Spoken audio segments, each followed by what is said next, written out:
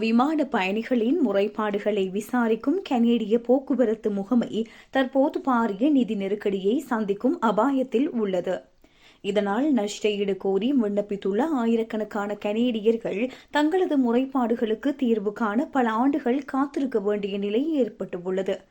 கடந்த 2023ஆம் ஆண்டு 42,000ஆக இருந்த நிலுவை முறைப்பாடுகளின் எண்ணிக்கை தற்போது 95,000ஆக, அதாவது 2 மடங்கிற்கும் மேலாக அதிகரித்துள்ளது. 2026 ஜனவரியில் மட்டும் வரலாற்றிலேயே அதிகப்படியாக ஒரே மாதத்தில் 5,685 முறைப்பாடுகள் பதிவாகியுள்ளன. நிலுவையில் உள்ள முறைப்பாடுகளை கையாள்வதற்காக கடந்த ஆண்டு வழங்கப்பட்ட $76 மில்லியன் கூடுதல் நிதி இந்த ஆண்டுடன் முடிவடைய உள்ளது.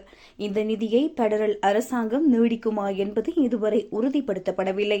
அரசாங்கத்தின் விதிகளை நம்பி முறைப்பாடு செய்த மக்கள் நியாயமான காலத்திற்குள் நீதியை பெற வேண்டும். நிதியை குறைப்பது இந்த நடைமுறையை முழுமையாக முடக்கிவிடும் என கனேடிய வாகன சங்கம் எச்சரித்துள்ளது. கன்சர்வேட்டிவ் கட்சியின் போக்குவரத்து விமர்சகர் டான் அல்பாஸ் கருத்து தெரிவிக்கையில், தற்போதைய சட்டங்களின் கீழ் பயணிகளுக்கு கிடைத்துள்ள ஒரே உரிமை வரிசையில் நின்று காத்திருப்பது மட்டும்தான் என அரசாங்கத்தை கடுமையாக சாடியுள்ளார். விமான பயணிகளின் உரிமைகள் தொடர்பான சட்டங்களை அரசாங்கம் இன்னும் எளிமையாக்கினால் மட்டுமே புகார்களின் எண்ணிக்கையை குறைத்து கனேடிய போக்குவரத்து முகமை மீதான அழுத்தத்தை குறைக்க முடியும் என நிபுணர்கள் கருதுகின்றனர்.